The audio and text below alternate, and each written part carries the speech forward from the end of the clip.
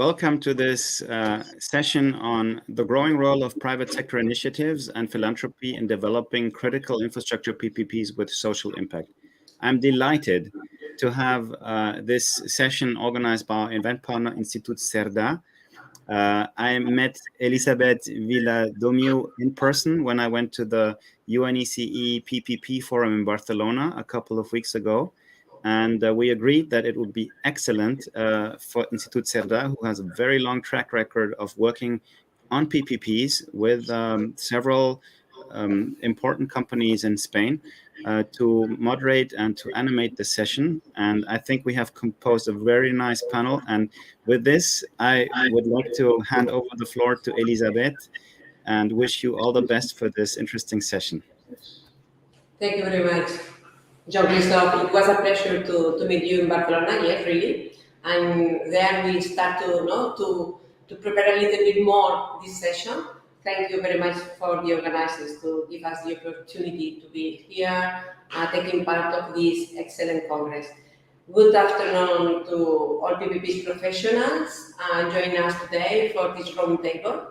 My name, as I say, Jean-Christophe is Elisabeth Viladomiu, and I will be your host for the next 60 minutes. In my role as PPP director at Institut Cerda in Barcelona, I've been involved with teams working on PPPs for over 20 years, although PPP has been changing all along this time, no? And now what is important for this conference is that I lead the Observatory 1770. Well, something about Institut Cerda. It's a Barcelona-based private sector foundation, and we are an independent consultancy with almost 40 years old now.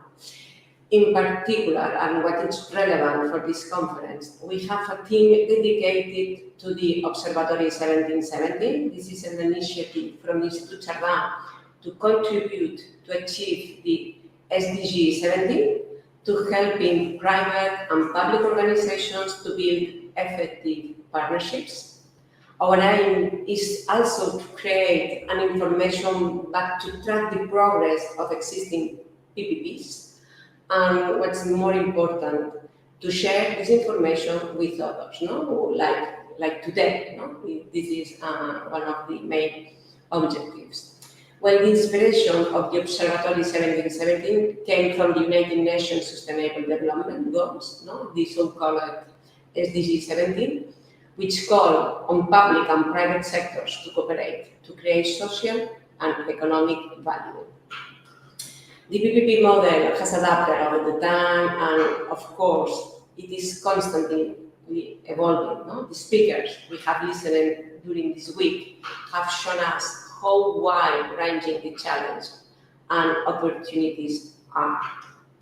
So it has been a fascinating 5 days, and I would like to thank the conference organizers for the opportunity to take part here now on Friday, nearly to finish after those interesting days.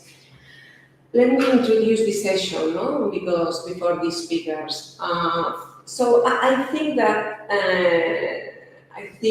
that it's fair to say that the last 5 days we have given all of us some new perspective on public-private partnerships. No? But I personally think that this debate now is one of the most important of the Congress. Why? No? There are many different issues being addressed wherever PPPs are discussed. But for me, personally, and also for my background, the most important of these issues are the social and environmental challenges that we are facing across the globe. These challenges are increasingly complex, increasingly present. Many are reaching the critical point.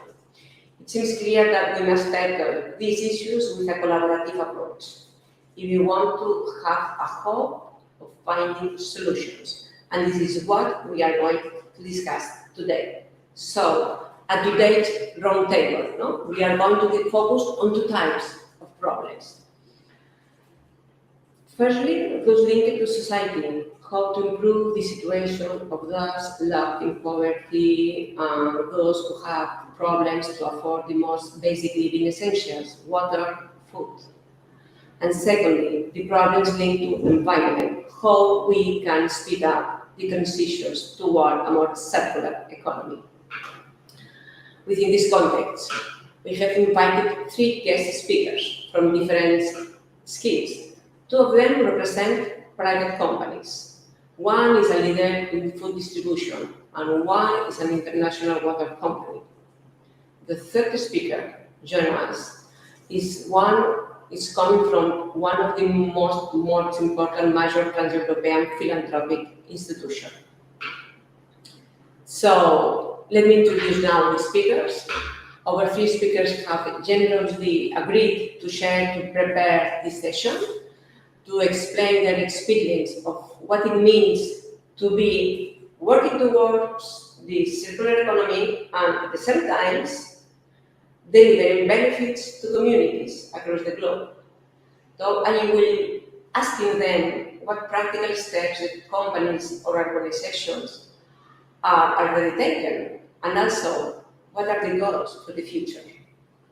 So we will start with Alina Puig, followed by Lucide and Maxwell Allen. I will ask each of them to give a 4 minutes opening statement, explaining please about their organization, what it's doing to help PPPs become more environmental friendly and socially focused. So please, Alina. Alina is Corporate Social Responsibility Director in Spain at Mercadona, a Spanish supermarket chain with over 1,600 stores across Spain and Portugal. She completed her legal background with a master's degree in political and social communication. And before joining Mercadona, she held different roles in communication and public affairs. Mercadona has consistently dedicated resources to ecological aims, such as eliminating unnecessary packaging. I hope that we will listen a lot about that. They have also a customer-centric mindset, referring to clients like the boss. When we are in a Mercadona supermarkets, they call us like the boss. So we look forward to hearing from Alina about their goals for the future and what progress they have achieved in reducing plastic packaging and waste through the food value chain. So, challenge number 1, food security and circularity. Alina, in which initiatives is Mercadona working to reduce waste and how PPPs help you to achieve results? Yes, thank you, Elizabeth, and thank you for having me. We have our own environmental management system where we already apply the principles of circular economy in many of our processes. Sustainable logistics, energy efficiency,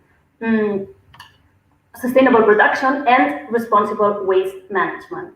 In this sense, in 2019, we initiated a strategy for plastic reduction that we called Strategy 625 because there are 6 actions to be developed until 2025. And these actions have a triple objective. The first one is to reduce by 25% the plastic that we use in our packaging. The second one is to make all of our packaging recyclable. And the last, to recycle all of our plastic waste. So how do we do that? How do we reduce the use of plastic? Let's keep in mind that the plastic is the most essential material in terms of food security and preservation of the product. So what we have to focus on is to keep it in the wheel of circular economy. So it can be reused and not placed in oceans or, I don't know, placed in places where it doesn't belong, right? So where it does not contribute value, then of course we will eliminate it or replace it with other materials or with recycled plastic. It has been, well, still is a joint effort that requires the collaboration with various and several actors and departments of the company. and also an incredible effort from my suppliers because, well, they have to make the changes, right? And since we are distributors and not scientists, we have sought alliances to audit our packaging and its specifications with ITIN. ITIN is a research center for packaging, transport, and logistics. So yeah, that is just one of the alliances that we currently have. Another one that allows us to save disposable material is the collaboration with Logifruit, which is a company that's based inside our logistics center. So it saves a lot of time and emissions. And what it does is manage the reusable packaging that we use for the transport of consumer goods. So it's a closed pool. This way, our trucks never return empty. So every time they unload the goods, what they do is take the reusable boxes and pallets, and also the waste that's been generated and separated in the store. So they take all that and return to the logistics center by reverse logistics, obviously. And once there, the authorized manager takes all that product and manufactures other packaging for our brands or our grocery bags, for example. So as you see, we need PPPs. We simply cannot achieve our metrics if we don't have the support of the administration as managers of important parts of a company's processes. So we all have to work towards the same goal, both the administration, companies, and also consumers, because as you know, in the objectives of the High Commissioner for the 2030 Agenda, one of the objectives is to the 100% of the citizens should be aware of the agenda and the SDGs. And companies can help, and in fact are the main driving force to perform this awareness raising function. No? So yeah, I think that would be it. Thank you, Lina, because we will turn back to this point all along the session. Now let me introduce Dulcinea Mejide from WAPPP. She's the Sustainable Development and Equity Director. WAPPP is a Spanish company specialized in the distribution of and treatment of water. They take part of a transnational company, Veolia, active in water, waste management, and energy service. So pretty small. The group has consistently also dedicated resources to develop answers to fight the climate change and ensure continuity of water services in the event of natural disaster also. Dulcinea has an engineering background complemented by a range of environmental, business responsibility, and leadership training programs. In WAPPP, she has taken different roles, promoting initiatives to combat climate change, implementing circular economy strategies, and building relationships with the stakeholders to raise awareness about these challenges. So, challenge number 2 of these tables, climate emergency and water scarcity. So, please, Dulcinea, which initiatives have WAPPP put in place to adapt to climate change, and how have public partnerships helped to meet your objectives? Thank you, Elizabeth. Thank you for the opportunity to participate in this Congress.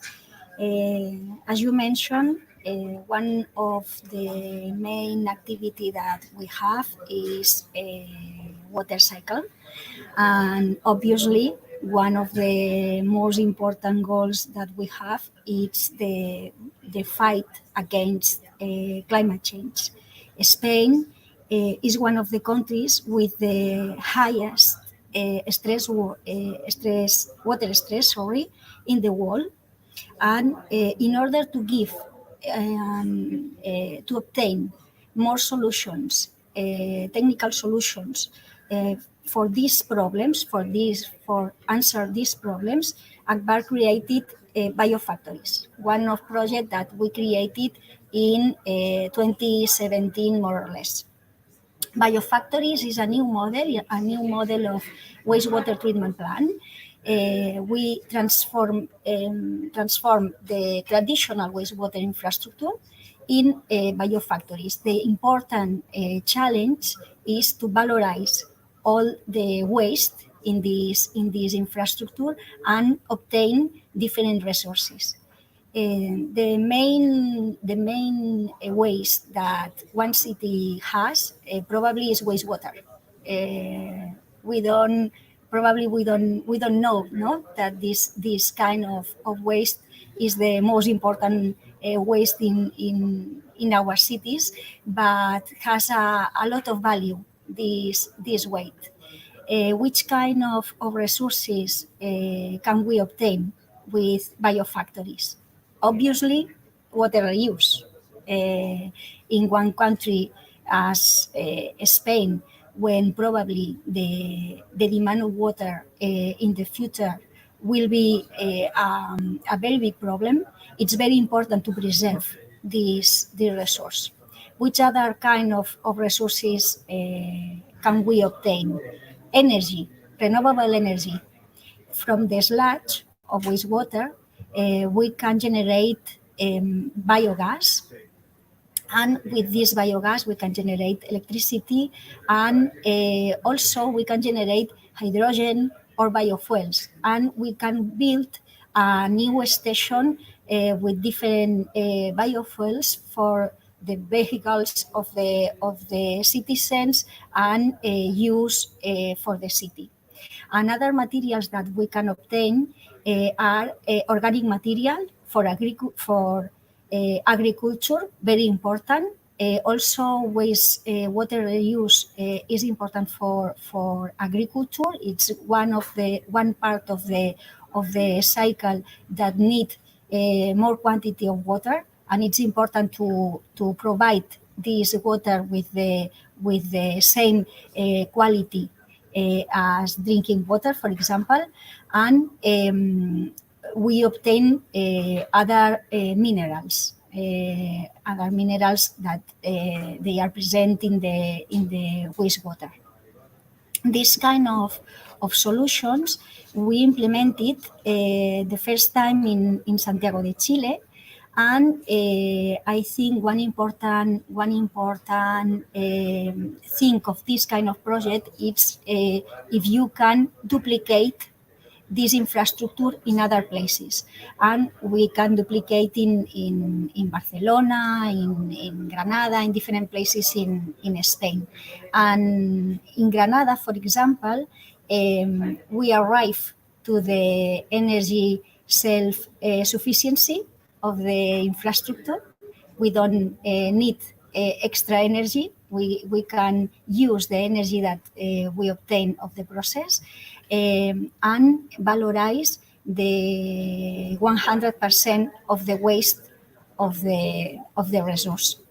And this kind of activities, this kind of infrastructure is very important for the resilience of the cities, and it's important, or you need the collaboration of different partners, the public administration, obviously, not only municipalities, also in different levels, regional level or national level also, and other partners as third sector, for example, in order to improve the awareness of the citizens in our visits.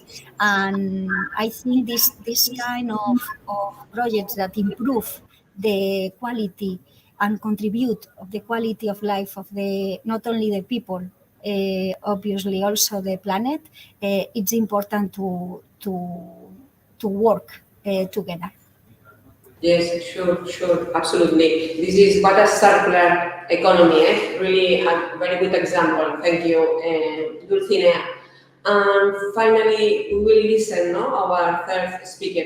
I will introduce Maxwell Allen. He's a philanthropy expert. Another point of view, very, very complementing our session. He Daphne until May 22, European umbrella organization of philanthropy, representing more than 10,000 public benefit foundations across Europe.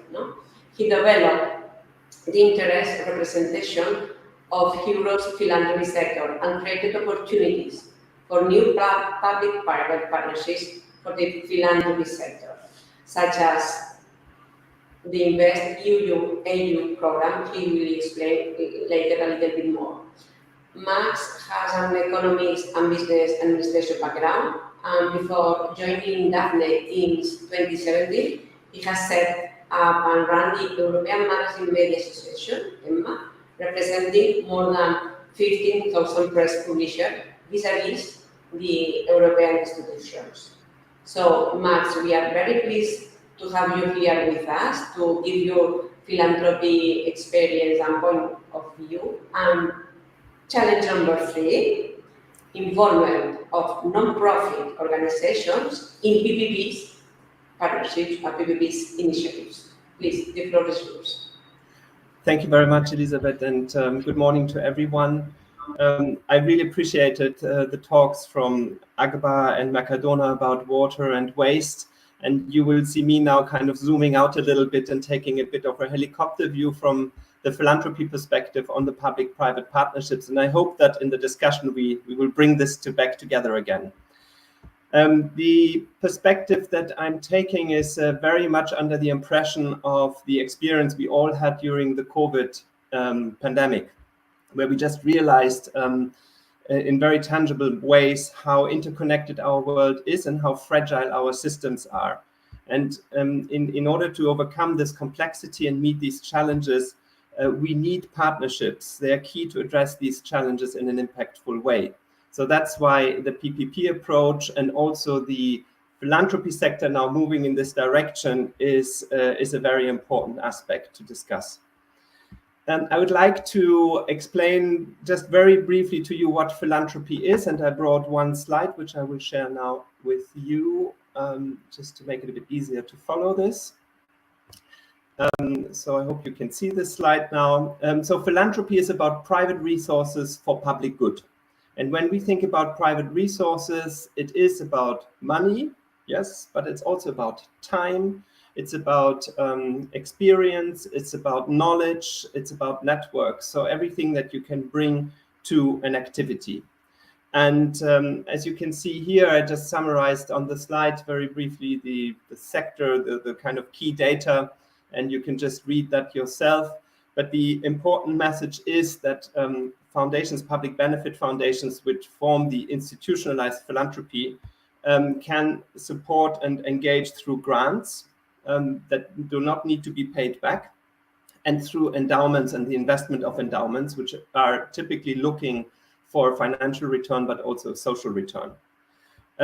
Foundations are here to pilot, they are ready to take risks, but at the same time, because of the way how they are set up, they have this long-term perspective. And also, most of the missions of foundations are really to drive social impact. And what is very important for foundations is to approach transformational change. So not just change in one specific area, but really having an intersectional perspective. So taking this slide down again. So where does that leave us with the role of philanthropy in PPPs? So for me, it is important to make this point that the engagement of foundations in public-private partnerships goes beyond funding or co-funding. It is about co-creating and co-designing the projects, to be there right from the beginning of a joint partnership and the project. What foundations bring is deep knowledge and expertise. They have access to incredible networks because of the typically convening role that they have to bring different stakeholders together that usually wouldn't meet. Very interestingly, they have a local connection, and we will probably talk more about this in a moment. And they are driving innovation around funding, hybrid funding, venture philanthropy is a big thing. And also they are driving innovation through risk-taking and piloting.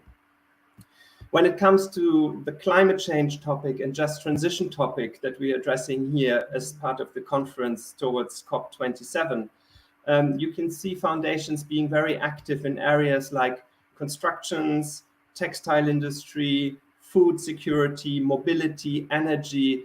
So literally all the areas that are main drivers of climate change these days.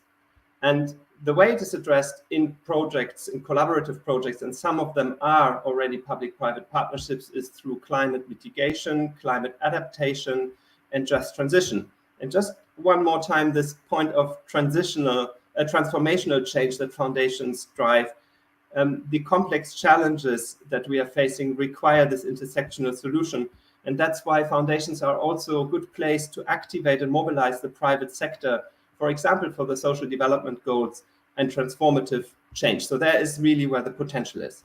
Now, making this a little bit more concrete and taking it forward from an analysis of how foundations typically engage in collaborative projects, I'm just sharing again one slide to make it a bit easier for you to follow. There are 4 stages that I see for foundations to play a role in the public-private partnerships. So one is to be a trusted partner. So that is not just funding, but being there as a sparring partner and giving advice and acting as a sounding board for the project partners. The second one is taking it a step further, and that's about playing the role of a connector. So this is really about brokering collaboration. So identifying an issue, a challenge, and bringing the different players around the table. The third level is about playing the role as a supporter. So to support others' multi-stakeholder partnerships addressing a challenge. And the fourth, and let's say the most inclusive approach for foundations, and we only have few examples today, but I hope we will see more in the future, is that about being systems leaders. And systems leaders are the ones who are driving multi-stakeholder partnerships for system transformation. So this is how I see the role of philanthropy in public-private partnerships evolving. Thank you. So, Max, thank you very much. I hope that nobody has any doubt that philanthropy organizations have a role, and clearly very well designed, very well explained by Max. Thank you very much, because it has been very, very clear with a question that, in my opinion, was a little bit difficult. So now, let me change the dynamic, and we are going to introduce, we have some small questions. Please don't spend 4 minutes per question. Now we can go a little bit more quickly answering, because I want to spend time to have questions from the audience, to listen questions from the audience, and also to explain between views and to have more a casual or informal conversation. But I have a question also now for Alina. No? Let me turn back to the question of the food. No? Well, perhaps, no, Alina, as a key player that you are in the Spanish value food chain, no? How is Mercadona tackling the food waste challenge? This is another challenge. No? This is the food waste challenge. It's difficult. It's not from Mercadona. It's across the globe. But what are you doing? What do you think about that? Yes, thank you. But for Mercadona, the best way to manage waste is to simply not generate any. So our strategies are focused on prevention and giving stores all the tools that they need so that they manage and adjust orders correctly. It is also important to take extreme care in handling products to avoid the damage that could result in waste, in deterioration, and therefore waste. So the first strategy is to take advantage of all the production, both at the source. That means that we buy all the production of the supplier, and also in the assembly chain, seeking synergies between suppliers so that the byproducts of one are used by another as raw material. Another strategy is to minimize the product shelf time so that its lifetime is spent at the customer's home. So it is essential to optimize processes. That means daily service from the supplier to the store and with our own fleet. So this way we can organize the most effective route. And we have no unneeded stocks and a strict rotation system. Also, we have a tool that allows us to adjust the order to the next day's sale based on big data. So yeah, that helps. All of these actions at the end are useless if during the transport process some products break or deteriorate and have to be thrown away. So innovation in packaging is a must to arrange the products in pallets, on pallets, in the best way possible. Training people in charge of manipulation and replenishment, and of course, constant control of the temperature to avoid deterioration. Once in the store, employees are trained to treat their section as their own business in order to obtain the best results and try and not waste anything. I know it sounds impossible, but somehow it is not. And what we do is study constantly the needs and consumption habits to adapt the assortment and formats to the real needs of the consumers. In addition, we try to offer the lowest possible price in pursuit of total quality. And by not making any offer or offers in general, we can make a better forecast of orders and avoid the customer taking home more product than they need and are going to consume. But as we know, we simply just cannot make 100% accurate forecast. So when we reach the internal selling date and we have not sold the product for whatever reason, we donate it to a social entity. So even in this case, it doesn't go to waste. Yes, perfect. Sure. Good examples, good initiatives about how to reduce waste across the food channel. But I have it's impossible to avoid this question to Dulcinea about the water. It's impossible. So Dulcinea, please, could you answer us or explain us which specific initiatives has that taken in terms of social commitment that links absolutely with the role of the philanthropy, as has been explained by Mars, no? But this is in a way very well accepted and very well dressed, like a political top-down from in APPA. So what about the social commitment in APPA? Thank you, Elizabeth. Water is an essential service for the people, and we have different measures, but I explain one of them. We started to work in 2012 before the law. Now we have a law in Spain about this, but before the law, we started to work with social funds in order to help people who were in the situation of economical vulnerability, in order to help these people to pay the water bill. But one of problem that we have at the beginning of this project were identify which people needed this kind of measure.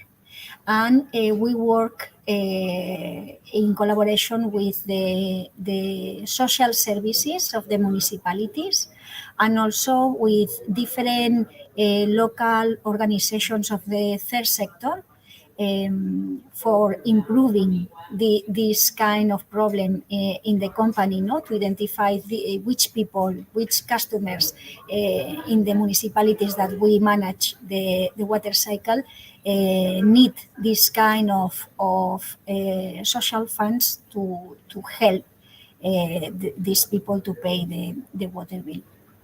And we started to work with these partners, and we implemented this kind of measure in all of our municipalities.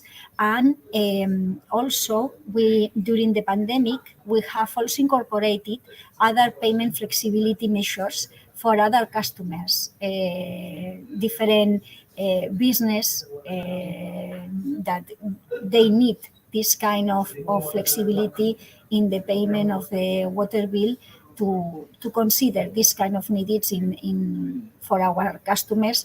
And the company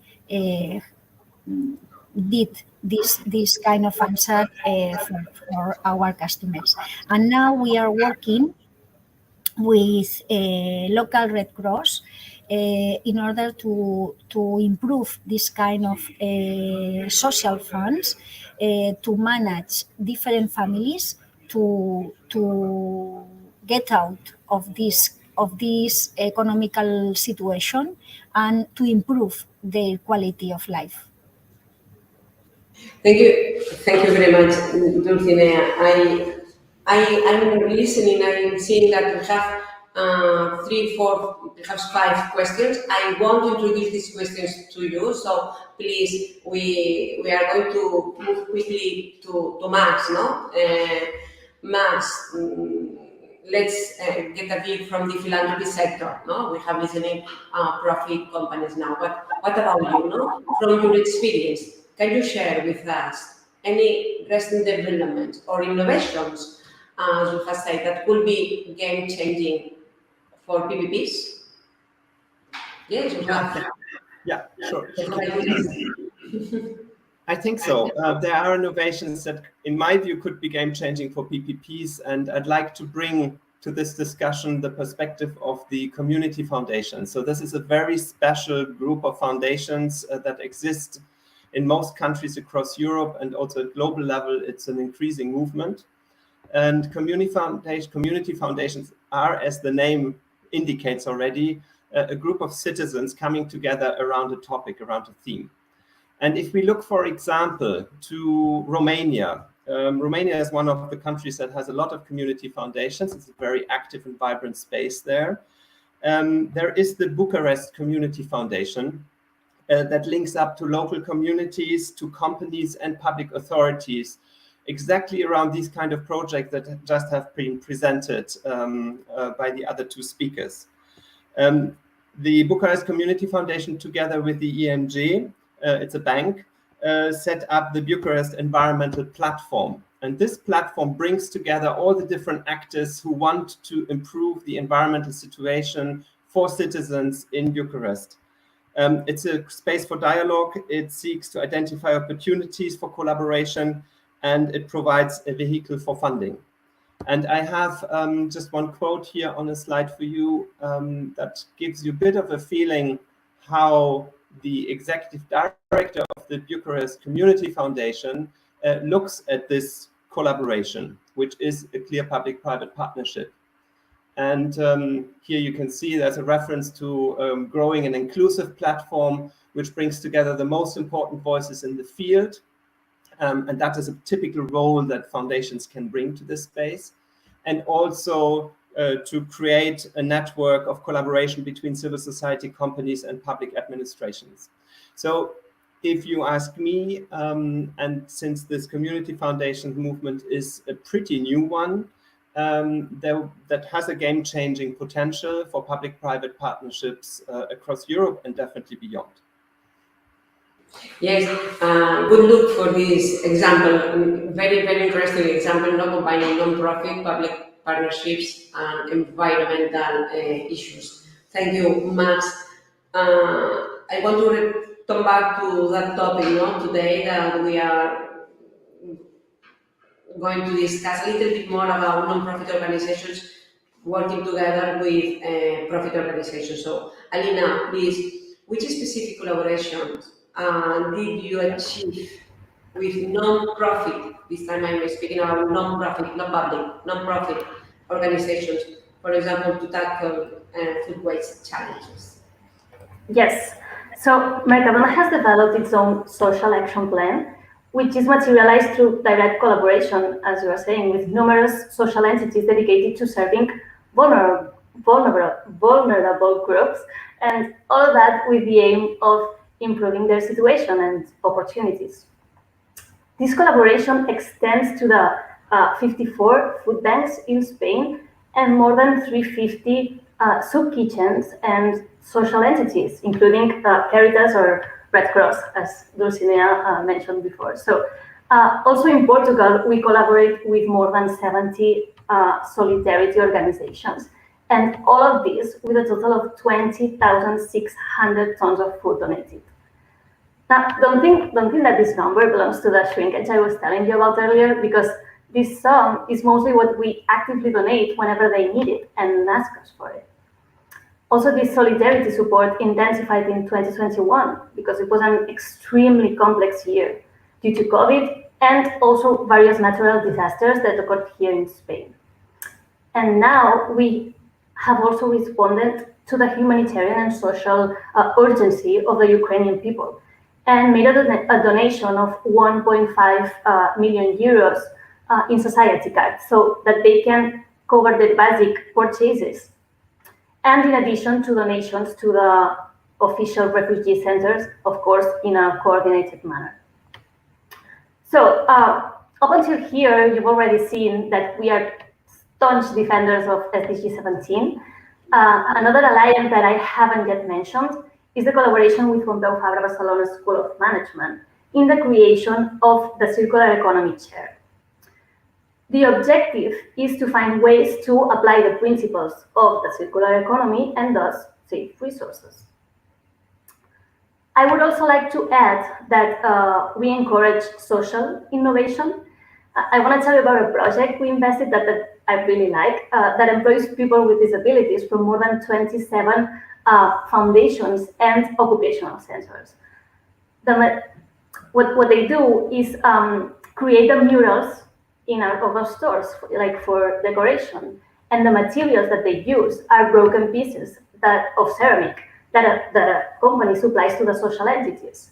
And that allows these people, to develop their ability to concentrate, to work as a team, and it's really good for them. Just to conclude, as a distribution company, as I mentioned briefly before, we have a global vision of the value chain. So we kind of feel the responsibility to promote alliances between suppliers whenever possible, so that the waste of one becomes a secondary raw material of another. And this way allows a more efficient management of resources. This is an example of Mercadona's household cleaning products manufacturer, which has developed its own recycling system to reprocess agricultural thermal blankets into their products. So yeah, it was very innovative. Well, thank you very much, Alina, how to synthesize what are you doing. Let me come back to the question of the environmental and circularity, because there are other challenges related with environmental, and this question is for Dulcinea. Please, no? Which specific actions did you take in APPP with, this time my question is putting together with the public sector to safeguard biodiversity, not only, well, because this is another point of, another question, environmental question, that it's a challenge all around the globe. So what are you doing? What are you doing with public sector, please? Yes, with public sector, we have a lot of activities with public sector. Our model it's part of PPPs, because we have different companies in Spain that are mixed with private and public participation, and a lot of our projects need this kind of collaboration. And one of these was about biodiversity. Spain has more or less the 30% of the European biodiversity, and for us it's very important to preserve this flora. The main species that we have in our infrastructure is flora, and we work with different biologists in APPP, because we wanted to work in this kind of issue, but we didn't know which kind of measure can be implemented in our infrastructure in order to improve the biodiversity in Spain. And one of the most important threats that have biodiversity is invasive species. And for us to identify which kind of flora is invasive were difficult because we didn't know which kind of flora in our infrastructure were invasive or not. And we work with biologists to identify these species and to implement an app in order to help our employees to manage these employees to control this kind of species and to have a protocol, to put a protocol. It depends on the species. Some species is necessary to eliminate, another only to control. This kind of project we present to the public administration, and now we are implementing this protocol and this app in other sectors, not only for the water infrastructure, also in other industrial sectors, and also in different places in the cities. Thank you, Dulcine. I'm so sorry because I need to introduce a little bit more speed, but I want to change the subject to make a question to Max because it's a pleasure to be listening these different point of view, from two companies and your point of view from the philanthropy organization. And what are, Max? This is a question for you. And I want to introduce the questions that are in the chat, so I need time later for that. But Max, what are your insights about the new EU framework, and particularly how do you think about the Invest EU or Next Generation EU? Do you think that will change philanthropy PPPs? Yeah, this is a very good question, and I think there's still a lot to be done in order to get us to the level where we want to be to effectively implement PPPs in the framework of InvestEU and also the national recovery funds.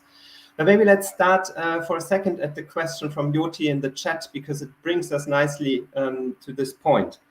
So your question is about the transformational impact that one can achieve through pilots, and what is needed in order to make these projects really impactful, in my own words.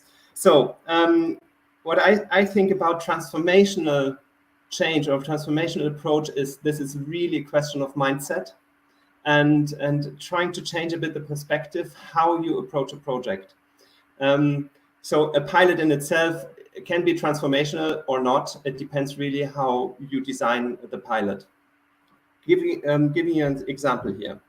So when you have an environmental project on biodiversity along the lines of what we just heard, and then you put on the lens of social justice, this changes the way how you implement the project, because it adds another layer that is absolutely crucial for the social impact of the project, and that adds many points that need to be reflected.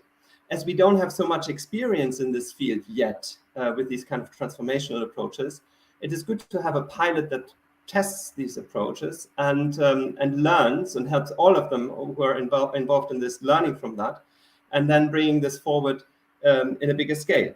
Or another example is, for example, adding the climate lens to a culture and art project. And all of a sudden, you have a perspective that can make climate and art useful for the climate purpose. So at European level, we have the new European Bauhaus project. That's one of the big flagship projects of the president of the European Commission. And just last week, we had a festival here where we could see many examples of that. So it's happening, it's possible. Leading now from that to the question about what can the EU do, we have indeed the national recovery funds, the next generation recovery funds, which are handled at national level. And there are some countries who kind of from the outset designed them as public-private partnership approaches. So for example, in Denmark, you have it around green transition, in Poland, green mobility, healthcare, digitization, and in Spain, for example, in the field of energy transition, water and mobility. So just to give an example, it's happening. Yeah, it's maybe not very visible, but it's happening. The other more long-term activity that I think is really crucial is the InvestEU program. The InvestEU program is designed in a way that it provides a guarantee instrument for foundations to come in to partnerships with investments out of their endowments. And this is a very new thing for foundations, but having access to a guarantee instrument helps to mobilize money and funds that haven't been available before. And we are talking here in particular in situations where you want to scale up projects. Piloting is one thing that's usually small scale, but if you want to really scale it up and have an impact, then the InvestEU program comes in. We can discuss this very technically, won't do this now because we are running out of time, but I just wanted to give you this sense that there's something now on the table from the European Commission and the EIF, the European Investment Fund, to attract philanthropies to walk into these partnerships with bigger amount of money on both sides. Thank you. This is so specific and difficult to understand this kind of funds and programs, and thank you very much for explaining us in such a clear way. We have only 8 minutes more, and we have some questions, and also I want to make another question, a short one, to all the panelists, if you can answer in a quick way, so we can spend the last 5 minutes to the global questions. So this is in general for all of you. How can the private sector, this time is for the private sector, so that means profit sectors, and the non-profit sector collaborate in PPP? How? A little bit things, because we have seen figures, numbers, and ideas. One question or one suggestion, please. Yeah, so I can tell you about the obstacles we found. So we don't receive any funding from any administration, but what we do need is an adequate public management.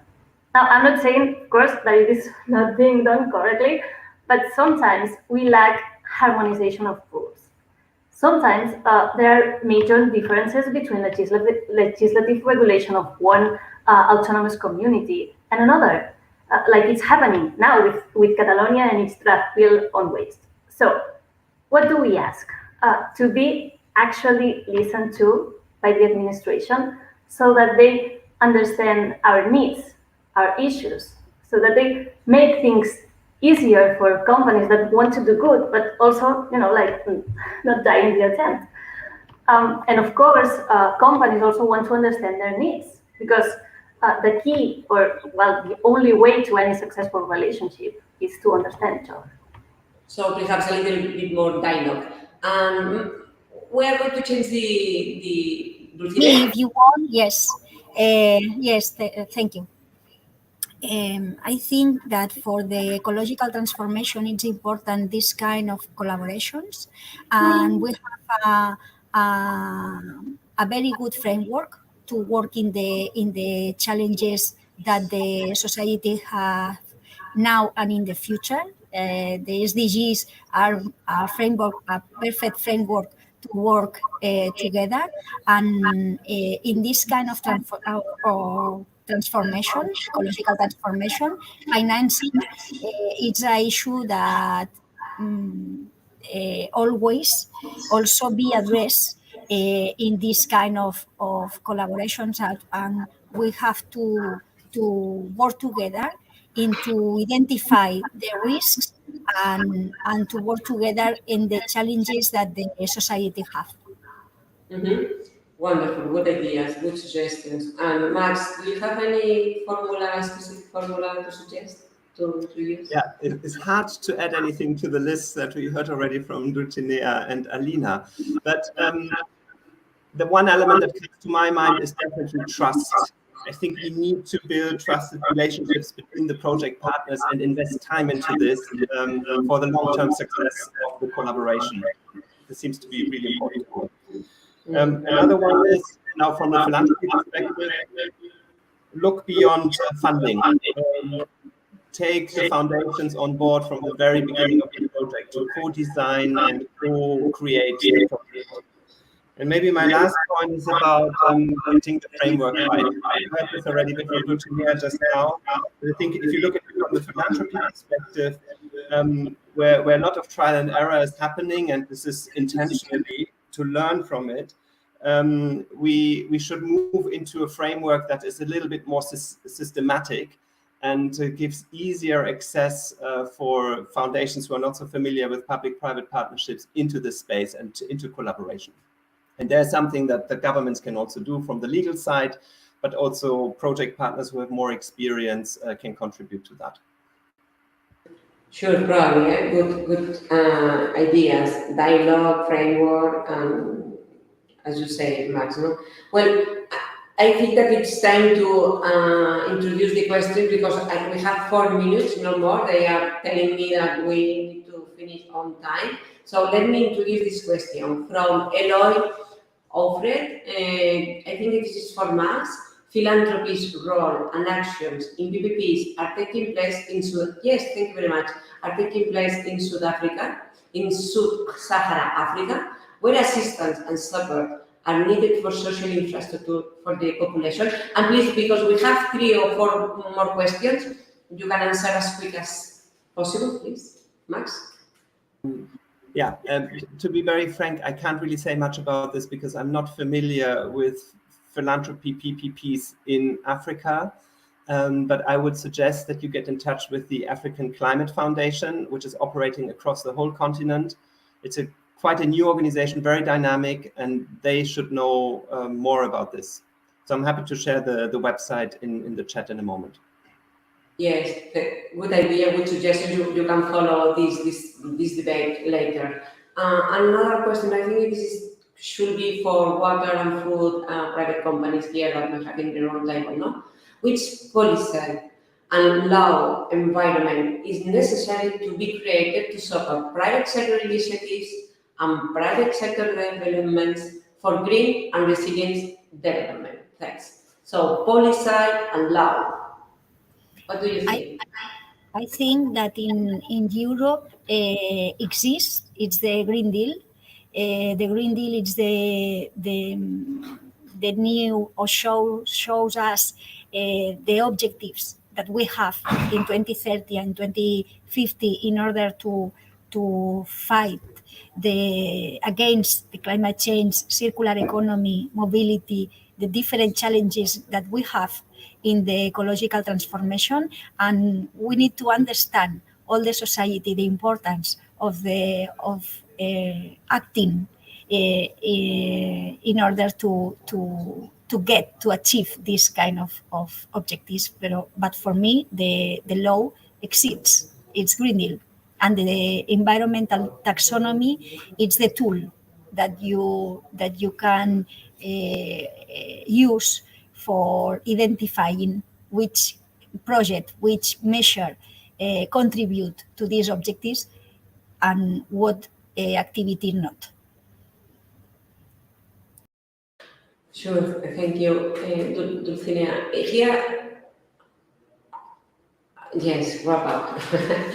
Yes. Well, we have some questions, but I invite the speakers to get in touch, or perhaps with the organization, if they want to answer the questions straight to the audience. I need to close, and thank you all for those interesting and thoughtful comments.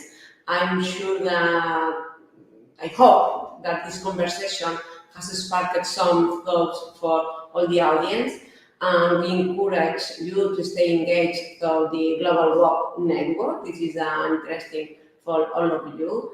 Thank you very much to Dulcinea, Alina, Max. It has been so quickly, so short. In my opinion, it has been very interesting.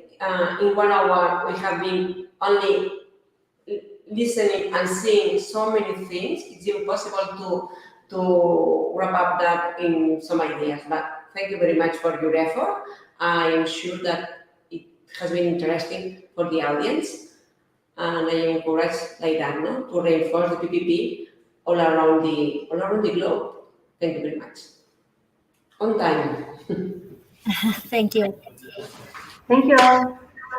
Bye-bye. Bye.